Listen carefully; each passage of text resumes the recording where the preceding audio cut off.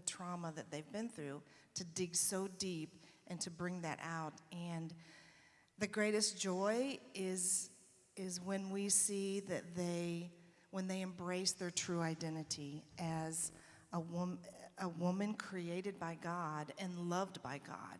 Because when they come to us, their identity is, I am a prostitute to be used and abused, and that's all I am, and that's all I'll ever be. And to watch that transformation is pretty amazing. Pink Door has had a bit of transformation itself. How has it evolved since its inception?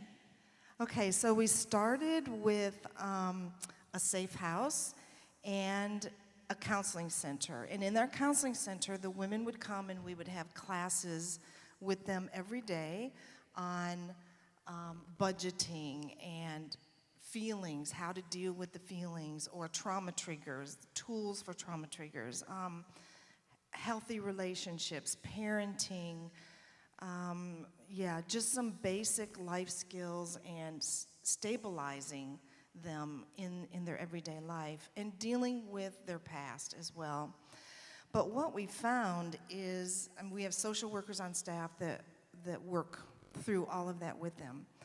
But what we found is we had a lot of German women and African women, but the majority of women in prostitution in Germany are from Eastern Europe. So the Eastern Europeans would come into our safe house, they would stay for a few weeks or a month, and then they would leave. They wanted to be able to feel like they were making their own decisions in their exit. And staying in that safe house, they didn't feel that way. And so we decided, okay, we're going to pivot a little bit, get rid of the safe house, and concentrate on community-based care. So we kept our counseling center, and now we have 12 women at this point that we're walking with in the counseling center. That's where our social workers are, the therapy takes place, the job skills program takes place in that place. A lot of love and prayer, and yeah. Can you explain a little bit how Pink Door Country was birthed? Yes. We have 2 locations, the one in the center of Berlin, which is our main office and counseling center, and our newest location is a couple of hours, a couple, you too, what are you doing? Or a couple of hours from Berlin in the German countryside, and it's absolutely beautiful. There are 2 houses on that property. One is a large 200-year-old house, and the other one is a small cottage. And there was the owners of that place. The place needed a lot of repair, and so I kept getting these emails from the owners saying, "Hey, we're inviting all the organizations that work with women coming out of prostitution and human trafficking, and we just come and help us renovate this place." And I thought, okay, this is a place for a retreat to take the women just for a short time. And then about a year later, I met this woman in Berlin, the owner of the house, and she said, "No, we're just looking for an organization to hand the keys to, rent-free."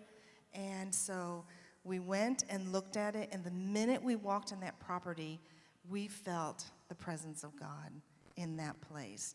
And then we started learning the history of that house, that it had always been a place where God was dwelling.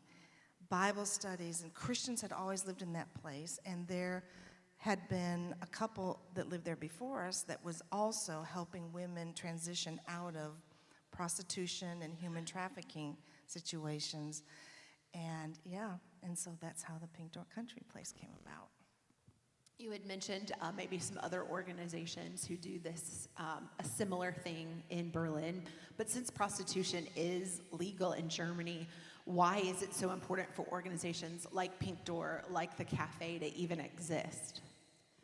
I think because these women who are forced to do this, they come to us with so much shame and hopelessness, and they don't see a way out. And for them to, first they have to know that there is a way, that there are people there ready to help them to transition out. And it changes their lives and their children's lives as well. You said a number last night that I thought was pretty astonishing. Volunteer hours and the amount of women who have gone through the program. Last year, volunteers are crucial to our ministry. And last year, volunteers gave over 900 hours to Pink Door. Yeah. We have 9 staff people, but those volunteers, we just couldn't do it without the volunteers. And you have to understand that recovery process, that healing takes time. And we understand that. And that for them to understand their true identity, it takes a lot of time. These women, when we talk about a loving father, God the Father, they're like, yeah, I know all about fathers. My father was absent, or he was the abuser, or he's the one putting me in prostitution. Don't even talk to me about a loving father. And so our philosophy when they first come in is that we show them the characteristics of God. We show them what God is like. And as they begin to soak in that love and acceptance and tenderness and kindness, and even sticking with them through really difficult times, they begin to question and change and pray with us. It's a life-changing experience. And we have assisted women getting out. 35, we said last night, right? 35 women so far with children. So this idea of the father being the abuser or the user or the person who has sold them into slavery, that's kind of just scratching the surface.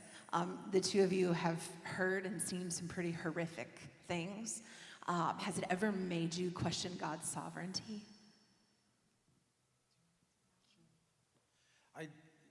No, it hasn't. You have questions. I think for us, it drives us back to the only constant, which is God and God's love. And it also, one of the great things that I experienced there, all the staff is required to go through recovery, a 12-step program. And I would say the 12-step program revolutionized my life because it does push you back towards the constant. And this is all a biblically based 12-step program. It always, and they're really super dark times that we come up against.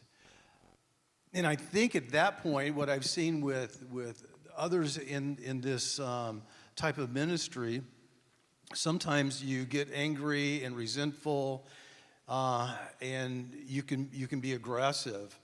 But thank God, our team has moved to the side of choosing to ventilate the world with kindness, no matter what the circumstance is. And the women that come through the program readily pick up on that. And Pink Door, even after they become alumni, they can come back and get service anytime. They're never totally out, but they'll come back just to have a cup of coffee and to be in this space with these people who love them and love God. Yeah. It's kind of a unique community because we all like to be around people who we are like-minded, and I personally don't know any prostitutes or people who have been sold into slavery, and to have a community, for you guys to have that community for those women, I think is pretty spectacular. And because of all of that, because of the stories that you see, we don't know what happens late at night when, Rhonda, you're there and you're helping a woman, an intake with a woman, or we don't know the deepest part of their hurt and their pain, and you see that. You guys see that every day. How do you stay focused on God's plan for the ministry? And not kind of get bogged down Yeah. in the like pure evil that has happened to Yes. them. Like Kelly said, I think that that's always a struggle, is to keep perspective and not become so angry or even apathetic, because the need is so great in Germany and really around the world with the human trafficking issue, that it's easy to become apathetic and throw up your hands and say, okay, I'm done, let someone else do this work.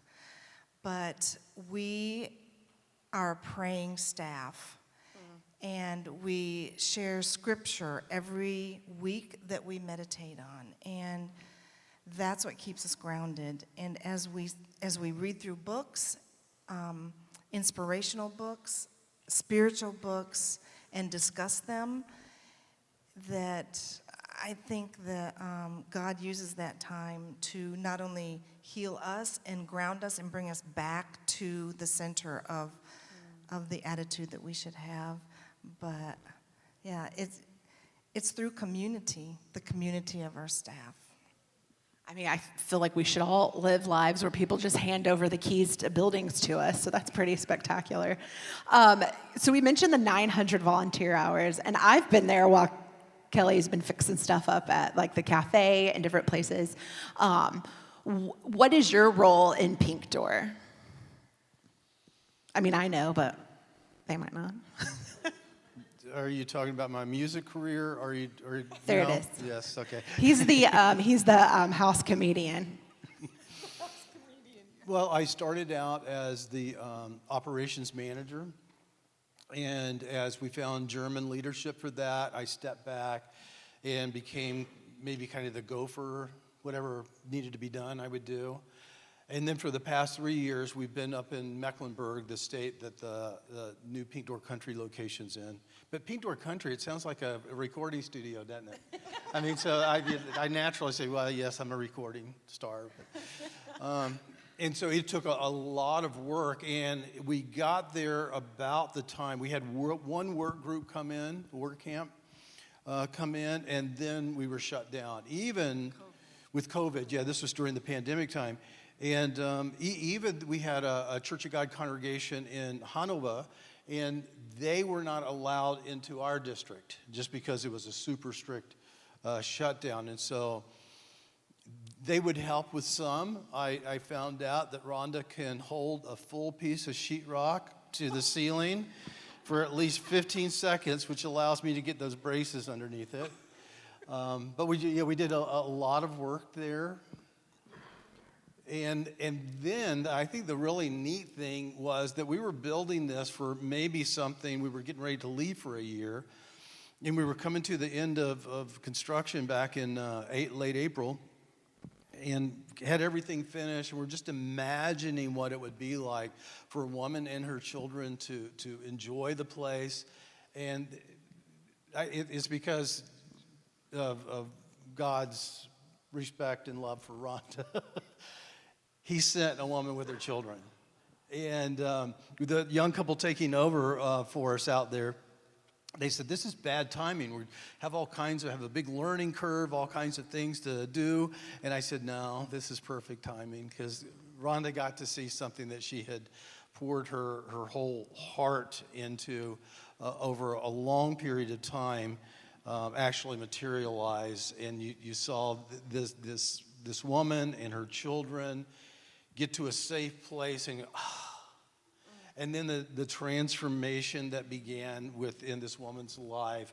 And her children, her little boy, he came, and he was 6 years old. He spoke 3 languages fluently. Now, he had learned those languages on YouTube and TikTok, and so they were colorful languages, to say the least. And so one afternoon, I walked by the door, and Rhonda has him at the table. Now, let's talk about English words you don't need to say. So.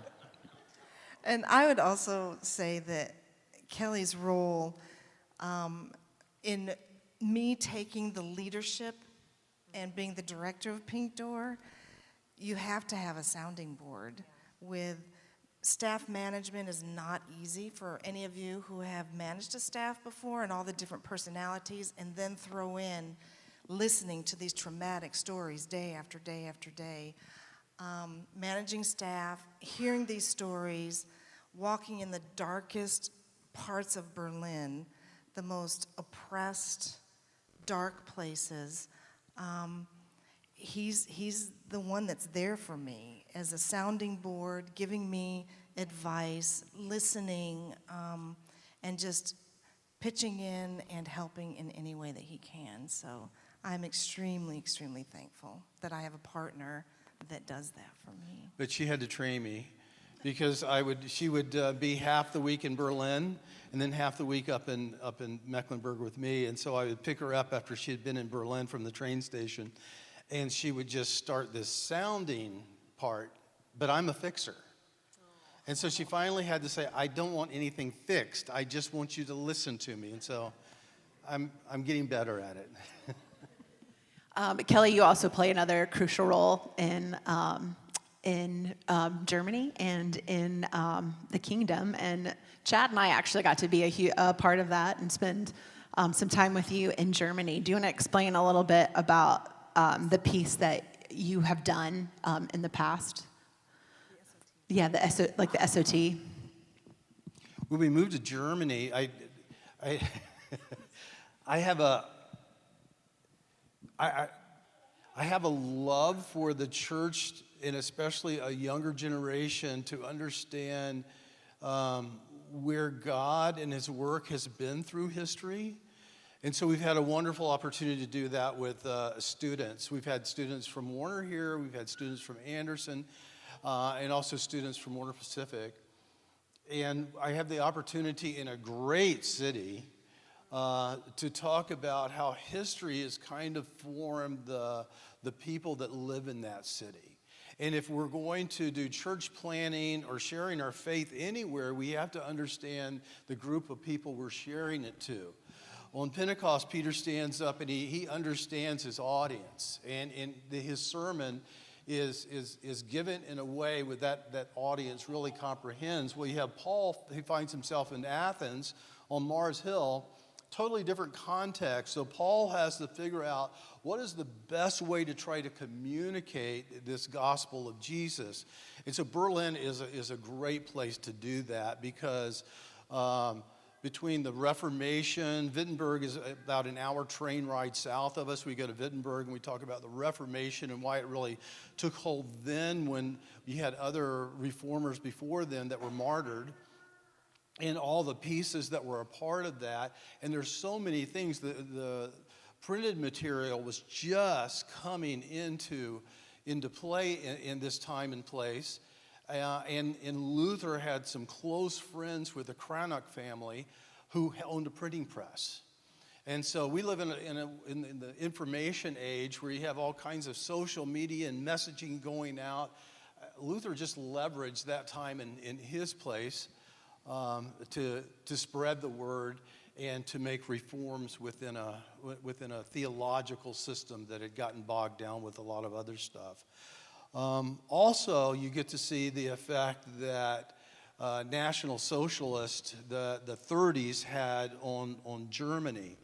And I would argue that the post-Christian Berlin that you find today is a direct result from the 30s and the church buying into something that was not of God. It wasn't the way of Jesus. And so you had the children and the grandchildren, now the great-grandchildren of those people that were involved in those churches, look at church and say, no, as an institution, I don't need that. It doesn't seem to work out very well. Now, if you talk to people about Jesus, it's totally different. But we've had the opportunity to talk to people about church before, and as soon as we mention that word church, they're like, okay, I've heard enough. But when you talk about Jesus, there's question after question after question. Yeah. And so Kelly does lead them through a 2 or 3 week time in Berlin, exegeting that culture of what influenced it. How did prostitution be so acceptable in the German culture, a place that used to be the spiritual heartbeat of Europe. And how did all of this happen? And like he said too, that if you move from Ohio to Mississippi, it's a different culture. How do you exegete that culture and share Jesus? Well, you have to know the history and how that has affected the people and the mentality and the traditions that's happening. And so that's what we do with the students. Chad and I got to go to Wittenberg during the 500 Reformation celebration with Kelly, and to kind of further his point of this idea of church to a new generation of German young people. We were we were just a couple of blocks down from the church, and the gal that was taking our order, she spoke incredible English, and she said, "Oh, were you here for that church thing?" And I'm like geeking out on church history, and she's asking if I'm here for that church thing. But anyway, you both mentioned you've said the word stepping back when you spoke about nationals, raising nationals stepping up, and y'all stepping back. Why is that so very important? Well, I think it's just our role as missionaries and cross-cultural ministers. The indigenous people anywhere understand their culture better than I ever will. And then when they understand the depth of the gospel, they are able to deliver whatever kind of ministry it is 10 times more, 100 times more effective than I as a missionary will be. So we celebrate that. We find leadership to step in, and we don't run away from them, but we gradually step back. And yeah. We do have a little bit more time left. Is there a story or a question I should have asked you guys, or something that you desperately want God's people to hear about what he's doing in Germany or in your ministries? Yeah, I think that I'll just say for myself, I would walk down the street when Rhonda was the manager of the cafe and see these women standing along the street. And on a good day, I would say, "Oh, what must have happened to make you stand here?" On a bad day, I would be extremely judgmental and say, "You could just walk away right now. I could help you get a taxi out of here and go to another place." But as we began to walk with women through their trauma, and you hear a woman describe when she was a toddler being put out in the dog kennel and fighting the dogs for the food, and then being sold by her father into sexual slavery, it creates a different light. We maybe our oldest client who had been on the street, she came to us in her mid-50s, and she had been sold into this type of thing since she was probably 9, 10 years old. And so that's basically all she's known for more than 40 years. And so to cope, there are all kinds of coping mechanisms they have. One of them is lying. And when they first come to Pink Door, someone says, "How can you tell if they're lying if their mouth's moving?" They're lying, probably. So, and so she was a wonderful woman, and for her to have actually survived through all the junk she had been through, she was a hero in my eyes. But she lost her residence permit in Germany and had to leave. And so one of our social workers accompanied her over to a partner organization over in Eastern Europe. And as they're doing their intake process, she's just talking a lot. Well, she's talking in her mother tongue, which our social worker doesn't understand. And at one part, she's very dramatic, and she just starts sobbing, and she really breaks down sobbing. And our social worker is thinking, she's probably lying again, telling them how bad we treated her, blah, blah, blah. And so she asked this social worker at this Eastern European safe house, what's she saying? and this social worker's kind of misty-eyed too. She said she's never been loved in her life like she was at Pink Door. And for us, for those women to experience God's love initially through us, but then directly to themselves is incredible. And the majority of them come to faith and are wonderful followers of Jesus. We've got a young lady now that she's one of them that will just come by for a cup of coffee. When she came and we were doing her assessment, the social worker found out that she was 3 credit hours short of her bachelor's degree in economics. But she had been convinced by her traffickers that's gone. You went to a university over here. You never will finish that. You're only going to be a prostitute. And so our social worker said, no, we're going to figure this out. So she finished her degree. She's gotten married. She's expecting her first child, and she's a wonderful follower of Jesus. And you kind of step back and see God orchestrating that, and he pulls us in, and he uses us from time to time. But it's a wonderful, wonderful piece that, with all the other negative, dark stuff, allows us to say, okay, that's why we're here. Yeah. And I mean, not every woman that comes to Pink Door ends up a success story. And so with any recovery process, it's 2 steps forward, 4 steps back. A step forward, a step back. And yeah, we've had some tough times of them going back into, because that's what they're comfortable in.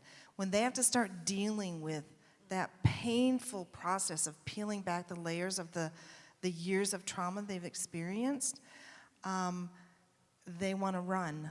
They don't want to have to deal with it. And I wouldn't want to have to deal with it either. That's tough, tough stuff.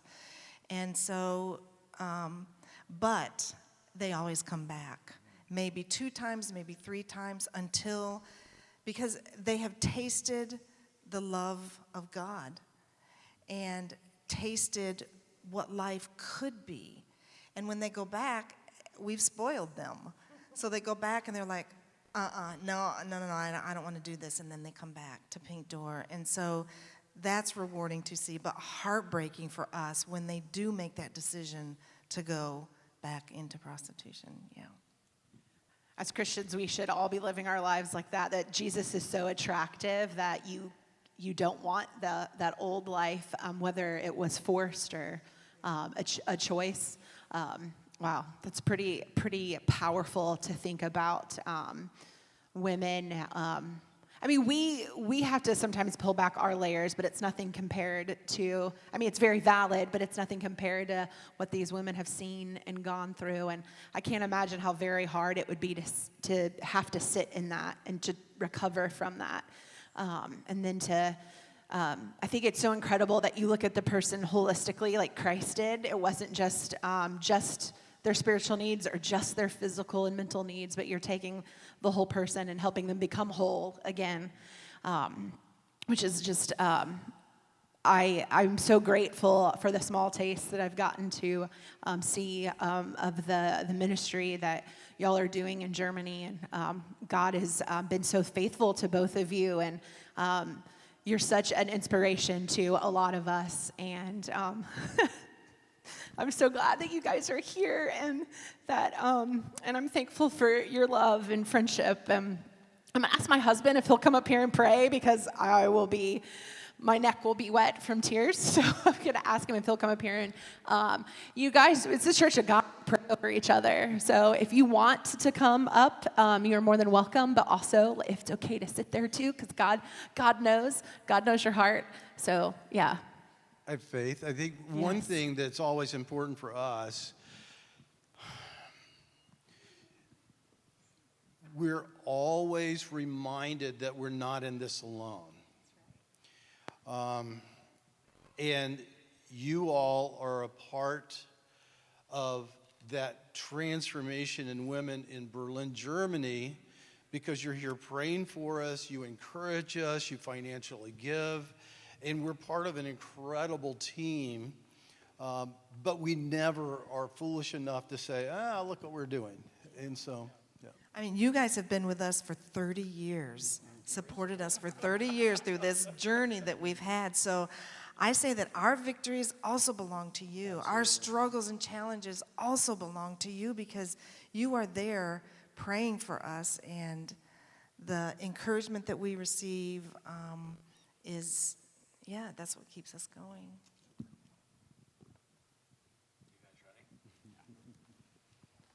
Lord, we are just so incredibly thankful that we can gather as a community in your name, that we can learn about the ways that the body of Christ, our family in Christ, is reaching your people to spread the word of the gospel, to redeem back to you the people that you love so much.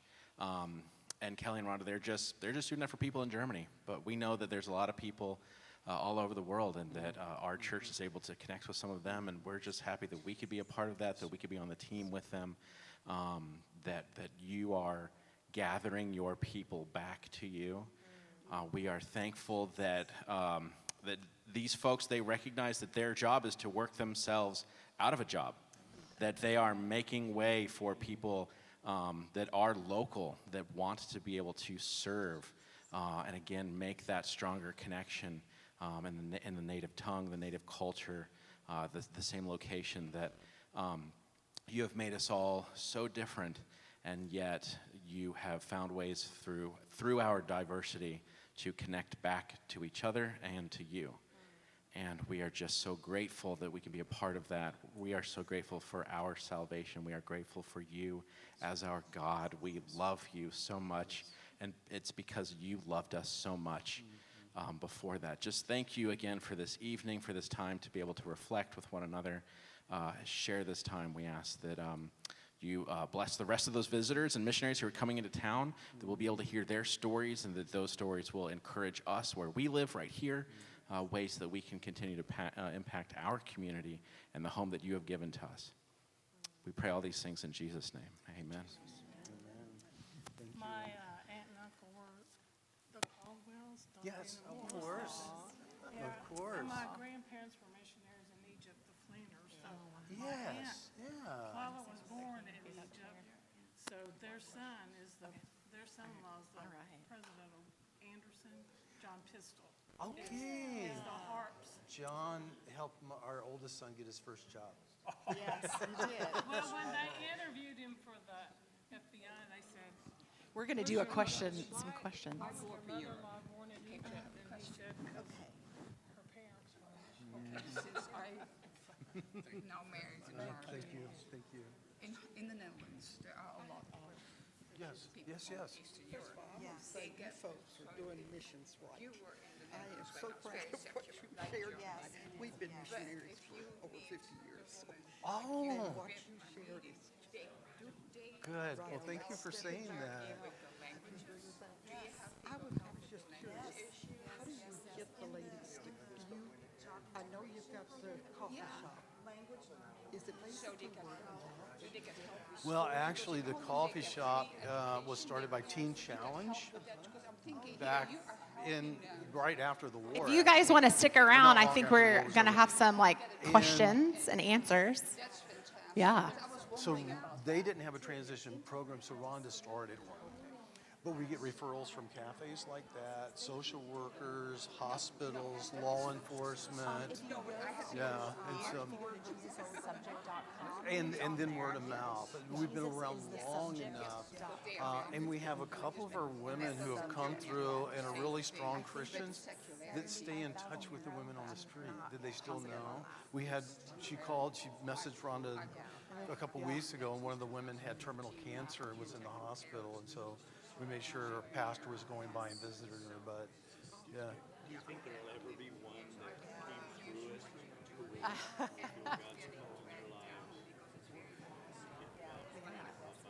lives? That's our dream. We want the director of Okay, I Peak think Tour we to might be someone done that has then. come through the program. Yeah. Well, thank you for sharing that. Yes. Yes, yes. And your success story is amazing. Now, if you get I was here when and Mark. Yes, you were. Yes, you were. Starting to get those kids to rush up. Yeah. Young man. We were just with Mark and Vicky this past week. Yeah, yeah, yeah.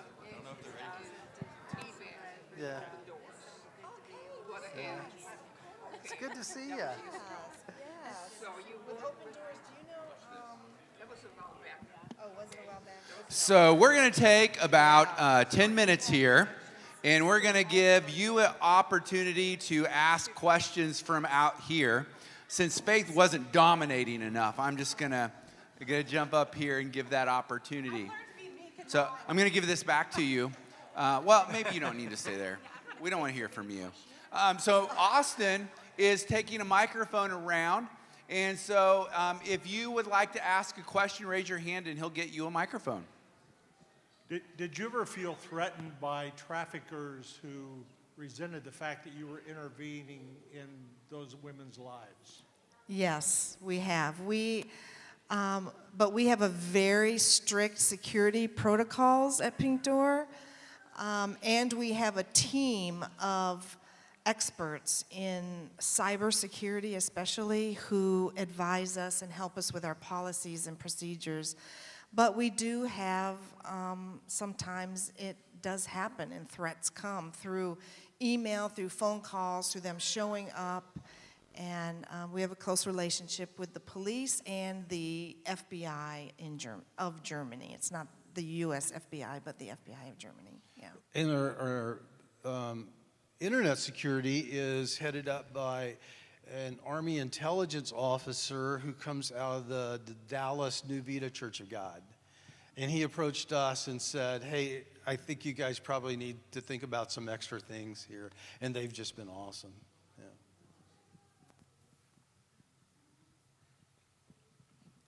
I've already asked this question, but I feel like some of the other people would like to know, how do you get your ladies to come into the ministry? Is it word of mouth or is it by other means? It's a lot of different ways. It's through word of mouth. It's through hospitals, other social workers, Christians who are going on the streets and building relationships with women in prostitution, going into the brothels. We also have online outreach to women who are online. And through all of those, through our website, they contact us. So it's a lot of referrals and, yeah, through word of mouth. With prostitution being legal, do you sense any opposition from government? No, I mean the pro-prostitution lobby is very strong and extremely vocal in Germany, and the prostitution laws are very lax, and there's no way for them to really enforce them. But finally, in the parliament, they're beginning to debate the issue of prostitution and the laws of prostitution in Germany, but only because it is a legal employment where they pay taxes, they pay into Social Security, they get medical care. It's like having any other job. But a recent study came out where they looked into the violence that women in prostitution, in this employment of prostitution, the degree of violence that they suffer, and they were like, oh, okay, no other job in Germany is as high risk as prostitution. And they're serious about protecting their workers, except for women in prostitution. So they're beginning to debate that, and I'm hoping that something good will come out of that. And one of the original champions we had was a member of parliament who was also a Salvation Army officer in Germany. And so he was always extremely encouraging and would just give us guidance and insight into how to kind of navigate that system. Two questions. One is you said some of the ladies leave and then come back. How many would you say that don't come back?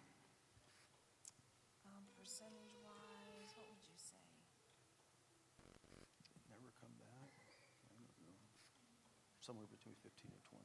Yeah, I would say 15 to 20%. Don't come back. Yeah, don't come back. Okay, second question. What was it? But the ones that, it's interesting, the ones that don't come back, it's, they experience something with us and find themselves in another part of Germany, and our social workers talking to one of our partner organizations somewhere else in Germany will find out she went to them and she's doing great. And so we don't, that's why it's like 10 to 20%, because sometimes the women we think just went back into it. They did, but then they look for another way out with another group. These women come in for help. How many of them accept the Lord as their Savior? Well, quite a few, but that's a process too. Rhonda mentioned that the issue with, we found out with God the Father, we just kind of didn't use that term, we don't use that term a lot in the beginning. A great example is our youngest client ever came into her room at Pink Door, and there was a Bible on her shelf. She looked around the Bible. She knew we were a Christian group. And she says, I don't want that Bible on my shelf. Well, take it off and put it out in the common room. And she did that. But she was always very adamant. I'm just here for the social work and for what I can get out of it. I want nothing to do with your religious junk. But through a period of time, she was with us, I think, for about 6 weeks, and we discovered that she had been estranged from her mother, who was a wonderful woman. And so we began to make plans to reunite them. And one weekend, her mom came up to stay with her and for them to reunite. And we're sitting down for dinner that night all together. And she looks over and says, aren't we going to pray? And I chuckled. I was just I was just laughing. I said, I thought you didn't want anything to do with this. And she says, well, I'm changing my mind. Just pray. And so that's kind of the process you see them go through. Some of them may have had some type of exposure to faith groups or Christians or the church at some point in time, and can go back and connect with that. Many of them have had no exposure whatsoever, and so this is their first time. Yeah. But I will say that they are all open to prayer, for us to pray for them or to pray with them. And I mean, that is crucial in getting them connected with God through starting to talk with Him and see that He's listening and He's answering their prayers. But praying with them is a lot different than the way that we pray in church, because they don't know the church culture of bowing their head and closing their eyes and praying. They just look at you while you're praying. And so I said, okay, I'm going to go with this. And so I kept my eyes open. And as I'm praying, she'll say, oh, yeah, can you pray for my brother because he has such and such happening? Or, yes, I need that. Oh, I'm so glad that you prayed for that. And it's like a dialogue. And after she said, thank you for praying, I could never have prayed like that. And I said, but you did. You were, it's just having a conversation with God, and you were talking to God at the same time that I was talking with Him. And so I would say that prayer is crucial. If we can get them to that point where they begin to do that communion prayer time with God, it changes their life. And it happens at unexpected times too. Our staff breaks every day at 10:30 to pray. Regardless of what's going on, we stop and pray. And so there'll be kind of pauses waiting for someone else to start their prayer, but we're just kind of praying in the room. And then you'll hear a new voice. Hey, God, it's me. Haven't done this before. Hope I'm doing it right. And then you're standing on holy ground at that point. I mean, everybody has goosebumps, and we're like, God is moving among us and just centering on this young woman. Yeah. The women that you deal with, are some of them married? Oh, yes. Many of them are married and have children, and many times it's their husband that is pimping them on the street, yes. Either their husband may have an addiction to gambling or a drug addiction or alcohol addiction, and yeah, they just put her out there, and it's really it's a horrible thing to see and to witness. Yeah. I would believe in husband abuse. Yeah. This may seem silly, but you're saying all this to us in English, but you're doing this in German, right? Yes, our common language with the women is German.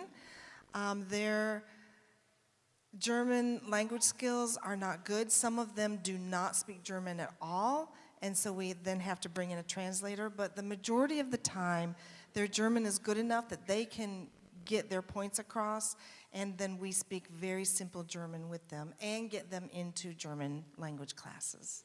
In our staff, I think among our staff, there are 9 different languages spoken.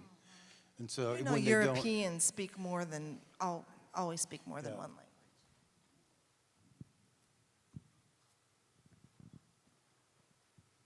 So I have 2 questions.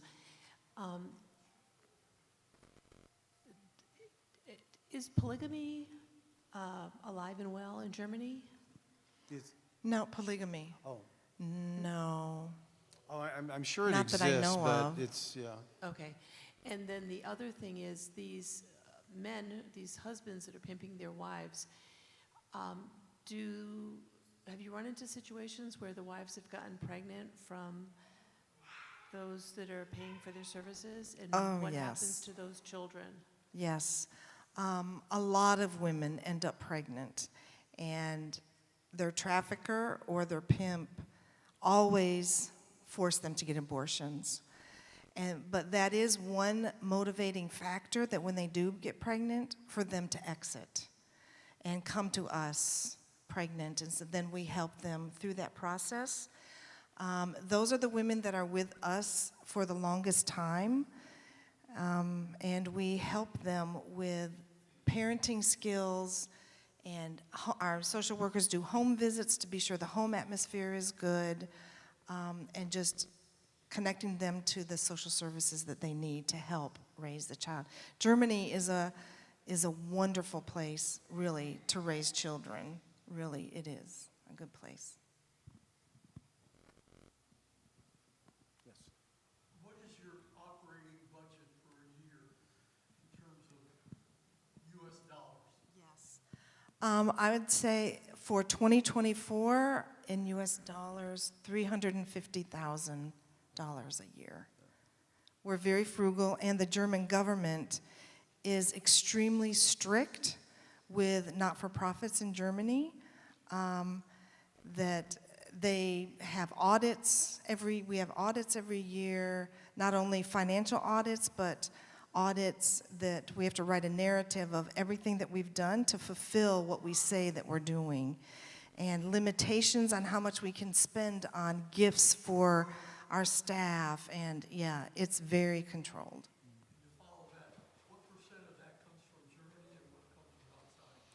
To begin with, the traffic light program that was started by the Church of God here to fight human trafficking paid for, the first year it paid for almost 100% of that. In 2024, the funds coming from Germany is between 75 and 80%. I'll have to go back and look. So 20% basically is 25% is coming from the U.S. now. We write grants from foundations in Germany, so we receive grant money, and we have donors as well.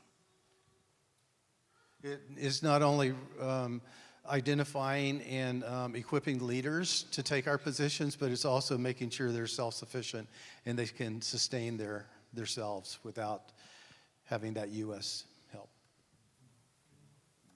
You talked about your volunteer hours. Do any of the ladies ever come back and volunteer in the program? Yes, yep, we do have volunteers, and that is amazing to watch. One woman, once a month we have a community lunchtime together where we cook together and just have fellowship and conversation among all the women and the staff. And one woman who was new asked another one who's been with us for several years, how did you do this? How did you get out, and what has been your process? And to watch them share with one another, is absolutely the best. I love that. I love mentoring. It's so important. So important. You mentioned about grant writing, and I found that was unbelievable that there's money available in Germany. Like, wow, that's great. So grant writing's not easy. None of this is easy. And so are you training nationals how to write grants and everything too? And Yes. how is their education level? We actually just hired a fundraiser who is German, and she has a degree in journalism and is a very good writer and has a lot of connections, and so she's great at writing grants. And she's been writing grants for some years now. Yeah, and so she's German. Yep.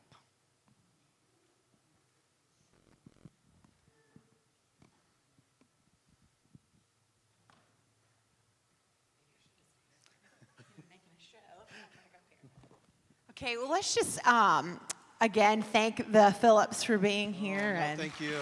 Yeah. I'm reminded of the great cloud of witnesses and how a lot of you have been supporting them through the church or personally for the past 30 years. So it's incredible to get to be a part of that. And I'm going to make a plug. If you want to, even though we do it through the church, if you personally would like to support Pink Door or the Phillips, you can go to jesusisthesubject.com. Is it .com? .org. It's our Church of God national webpage, and you can find their information on there, or you can come talk to me and I can show you how to do that.